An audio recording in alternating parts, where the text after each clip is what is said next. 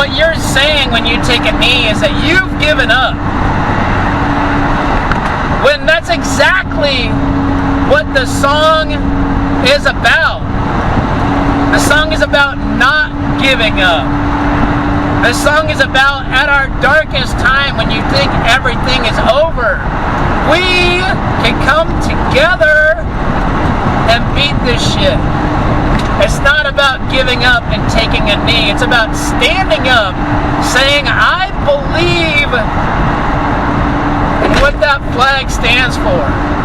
I believe in what America stands for, and I know for a fact that we will prevail if we act like Americans. If one player kneels during the National Anthem, I'm not watching that sport. And people are like, well, it's their right to protest. You're right, it is. And it's my right to not watch. You're not getting one advertising dollar from me. You know, anything that does not unite us divides us. And this whole BLM dumbass bullshit is dividing Americans because you're taking the worst 1% of white people that are killing the worst 1% of black people, and you're just being racist and just saying all white people are trying to kill all black people. It's not true. Ain't that right, little fella? He ain't lying. We're talking about the very worst of the worst of the worst that are killing the very worst of the worst of the worst. And sometimes an innocent person gets killed in there. You know, and that's not worth protesting. Because that shit is going to happen. Doesn't matter. 38 black children have been killed by gun violence alone this year, just in Chicago, and that fucking breaks my heart.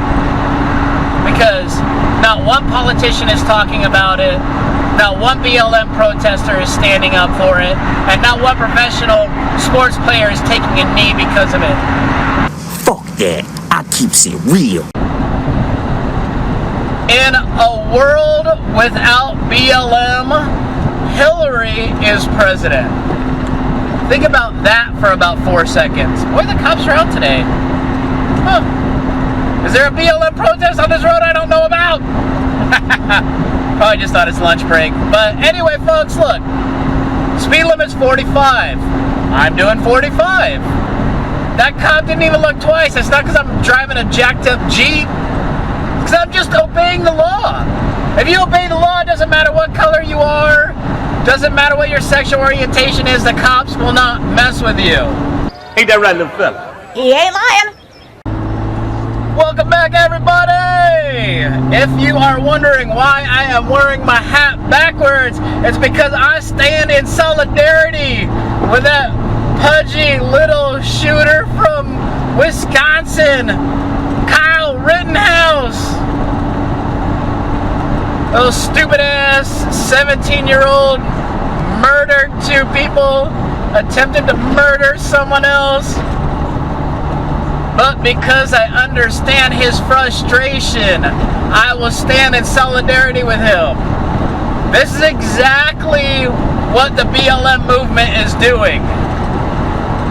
If every white guy just started turning their hats around in the NFL and they said, hey, I'm taking a knee for Rittenhouse. Look, there's a Jeep. Yo, what up? You people would lose your ever-loving minds. You're like, that guy's a white racist. He's a white racist. He's not a white racist. He shot 3 white people.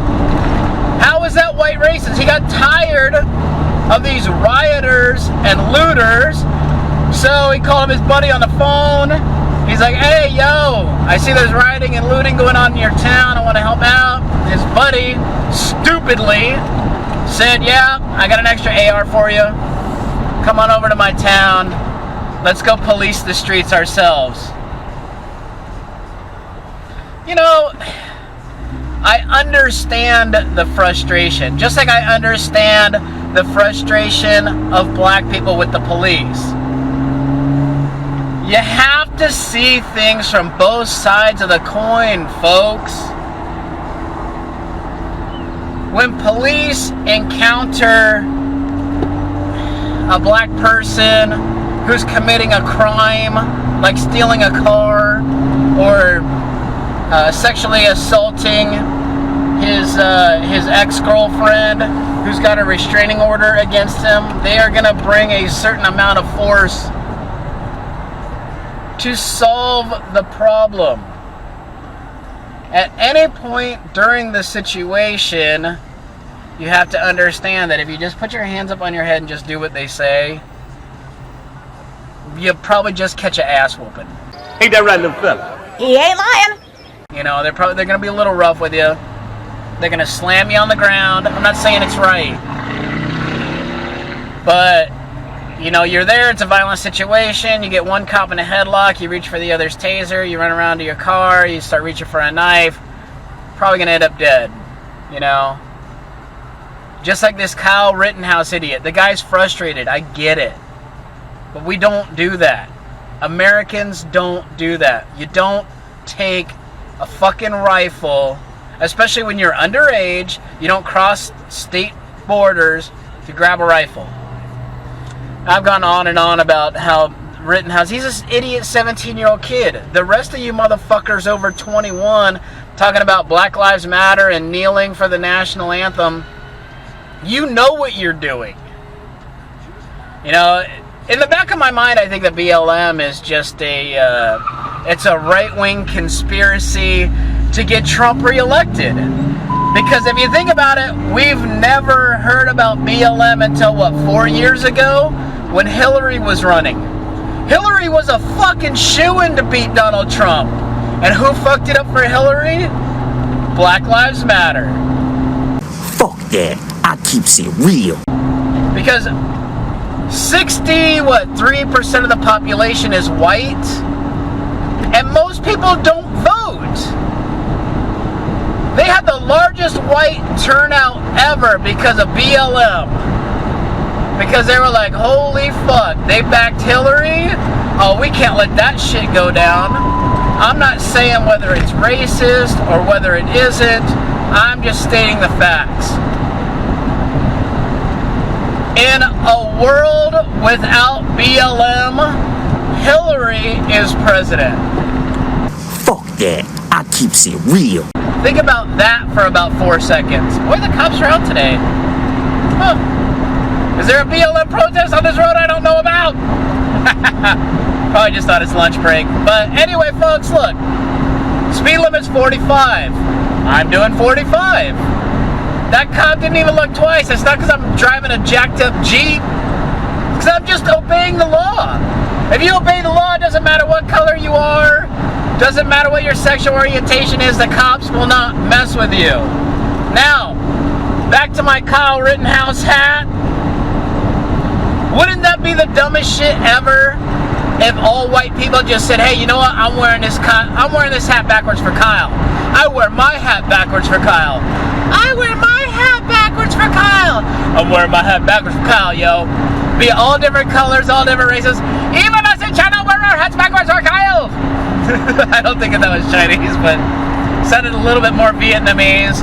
Oh, speaking of Vietnamese, so you got all these nail salons that are shut down, Vietnamese owned for years and years and years because fucking Nancy Pelosi is too busy getting her hair done in a salon that's supposed to be shut down because of COVID, because she's not in DC voting for a second stimulus bill that the Republicans have put up there and said, hey, look, let's give everybody $300 a week. And the Democrats are like, no, either 600 or nothing. That's what the Democrats think of you. They're so childish. They don't give a fuck about you. The Democrats would rather you have $0 a week than to have $300 a week. That's how much the Democrats hate you. Meanwhile, Nancy gets a salon opened. Nancy Pelosi, the Speaker of the House, gets a salon opened while all these Vietnamese nail salons are going out of business because you can't do people's nails outside. One little gust of breeze, one little piece of grass hits somebody's wet nail, and then what? Then you start the process all over again. Can't have girls running around with nails with pieces of dust and grass all stuck in the nail polish. What the fuck is wrong with you people? Alright, so one of my videos got flagged for vulgar language because I think I said the F word about 8 times in the first 4 seconds because I was extremely upset. And so I'm gonna get back to the whole, okay, maybe only use 1 or 2. I'm gonna try to keep things PG-13 moving forward. So anyway, so this is why Trump is president. It was on my "This is why Trump is president" videos because of stupid BLM stuff. Why I'm not watching any sports ever. If one player kneels during the National Anthem, I'm not watching that sport. And people are like, well, it's their right to protest. You're right, it is.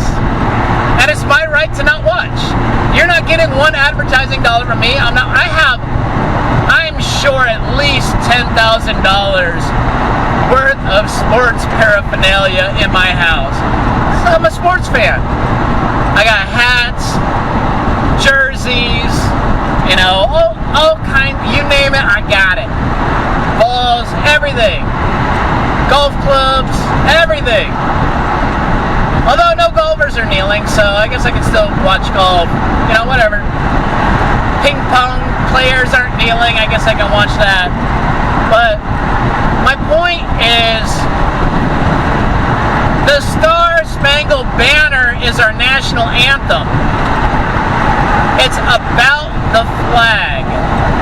You know, it was written by this guy named Francis Scott Key during the War of 1812. I want to say it was right around 1814. We were still fighting the British for our freedom.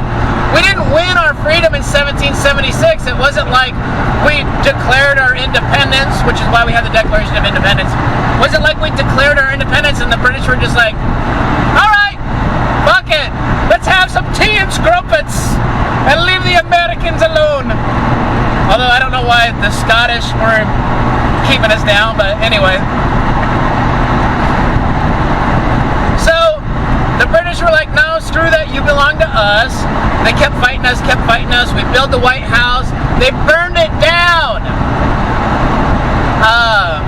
Dolly Madison, who is obviously Madison's wife, she was the first lady, as they were having a big dinner party in the White House. The British came, they torched the place, and Dolly Madison, God bless her little heart, that's a little saying we say from the South, God bless her little heart, she grabbed that big-ass, famous portrait of Washington that you all know. He's standing there, that big-ass square portrait. She grabbed that on her way out. The table was set for dinner. Everybody bounced. Dolly Madison, as the place is burning down, she grabs a portrait and runs. She's like, hey, you know what? America needs to see this in the future. The British came in, sat down, ate dinner. This savage, I mean, you gotta love the savagery of this. They're getting ready to torch the place, you know, the cannonballs are flying, you know, they're in the process of getting ready to torch the place. I don't know if any fires had actually been lit at this point, but hey, Jeep dude, check it. Jeep girl, love it. Cutie pie. So, anyway, they sit down, eat dinner, and torch the place. So, just goes to show the savagery of the British. So, meanwhile, fast forward, 1814, Francis Scott Key was a prisoner of the British on one of their ships outside of Fort McHenry. Now, the battle's going on all through the night.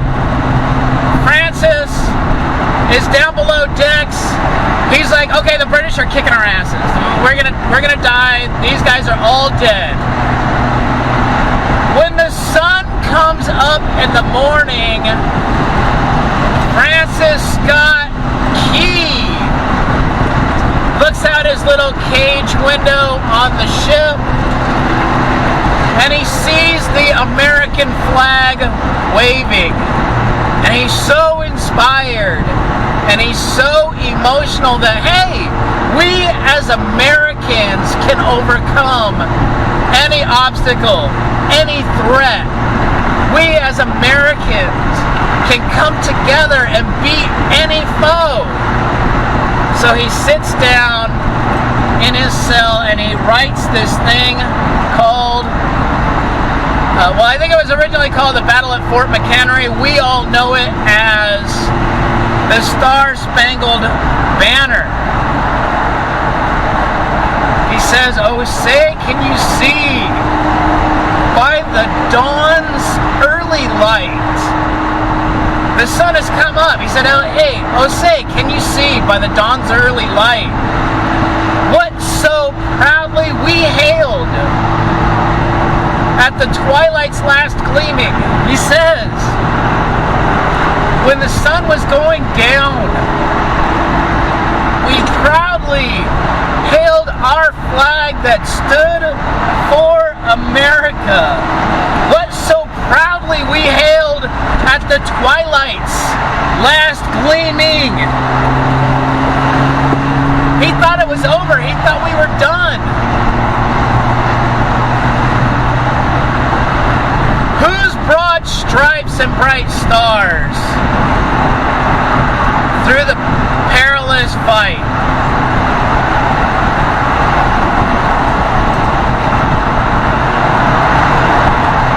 Or the ramparts. If y'all don't know what ramparts are, on a wall, there are these little things that go up and down.